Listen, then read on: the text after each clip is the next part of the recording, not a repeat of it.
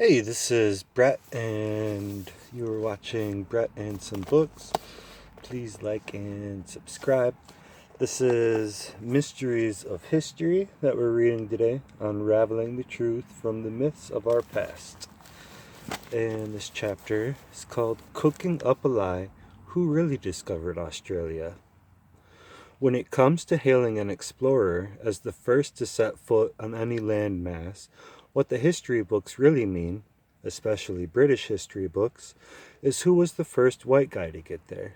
Ask anyone at random who discovered Australia, and the chances are they will confidently reply Captain Cook. But the first and true discoverers of the Australian continent were African travelers who beat him to it by over 40,000 years.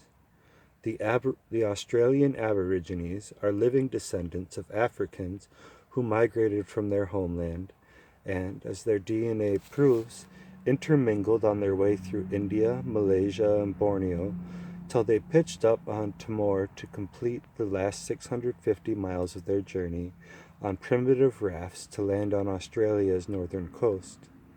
The ancient Chinese made frequent visits to Australia, as evidenced by mentions in 338 BC of the Imperial Zoo of Peking exhibiting kangaroos and the existence of a 2,000-year-old Chinese vase bearing a map of the eastern Australia coastline.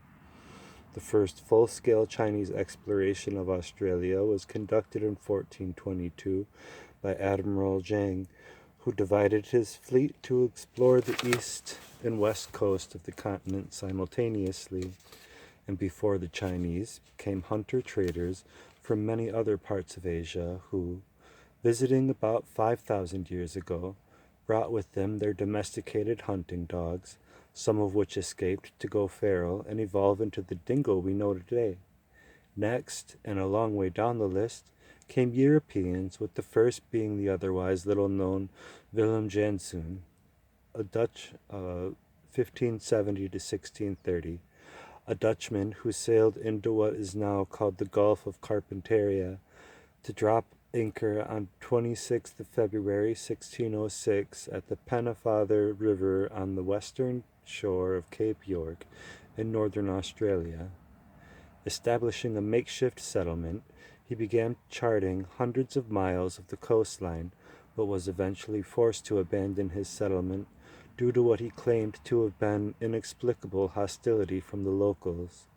Local oral tradition, on the other hand, records the hostilities having been due to the Dutch interlopers kidnapping local women and trying to force the men into hunting and laboring for them.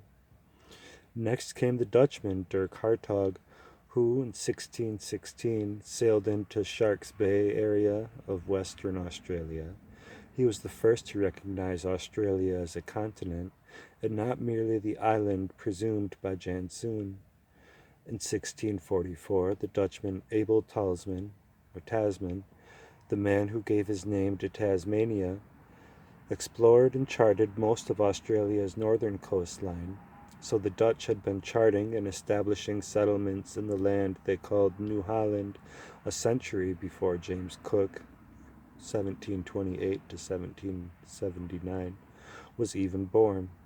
Australians certainly recognized Janszoon as the first European to make it to their shores, commemorating his landing with a replica of his ship, Duifken, Little Dove, currently in Perth. The first Englishman to take any interest in the new Dutch acquisition was the truculent pirate privateer William Dampier, 1651 to 1715, who, after living near King's Sound on the western coast, returned to London to report his findings to the Admiralty. In January 1699, he was given command of HMS Roebuck and sent back to chart 900 miles of the western coast, so claims that nobody in Britain was aware of Australia's existence before Cook's voyage of 1768 are ridiculous.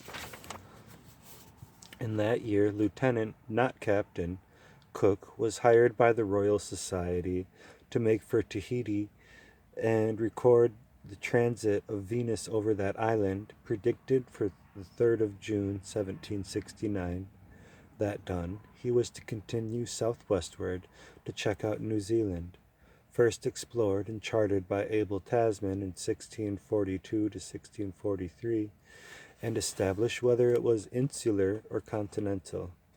All of this Cook completed with typical diligence and attention to detail that proved that Tasman's discovery was indeed insular and not part of the Australian continent. Next, and of his own volition, Cook set sail for the southern tip of Australia's east coast, which he sighted on the 19th of April, 1770, before following that coastline north to narrowly avoid the total loss of his ship on the Great Barrier Reef. That Cook was an intrepid navigator and a meticulous cartographer is beyond dispute, but how he managed to wrest the accolade of Australia's discovery from the Dutch is itself a mystery. Or is it? The British of the time were in serious competition and frequently at war with the Dutch, so they simply, quote, cooked, end quote, the history books to shoehorn Cook into the discovery seat and airbrush the Dutch out of the picture. Their only other possible candidate was the bumptious pirate William Dampier, and he would never do. He wasn't even an officer in the Royal Navy, but Dampier does at least have one other claim to fame, as it was his notoriously foul temper that was ultimately responsible for inspiring Robinson Crusoe. Published 1719.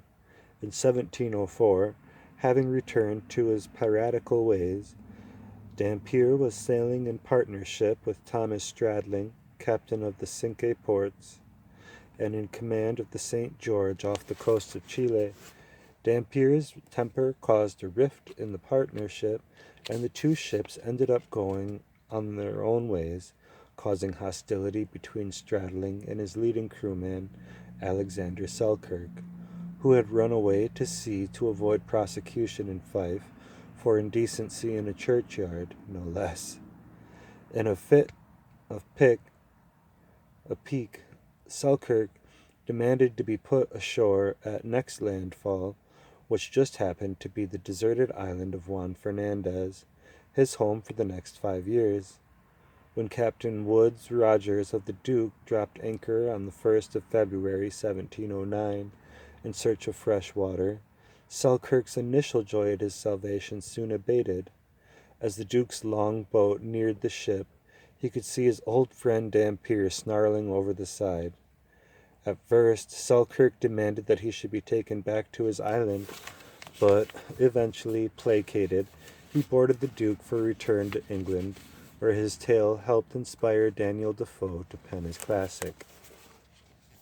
And the sidebar for this one, Captain James Cook. Although he could not lay claim to the discovery of Australia, James Cook was the foremost explorer, cartographer, and navigator of the 18th century, and made 3 important voyages of discovery.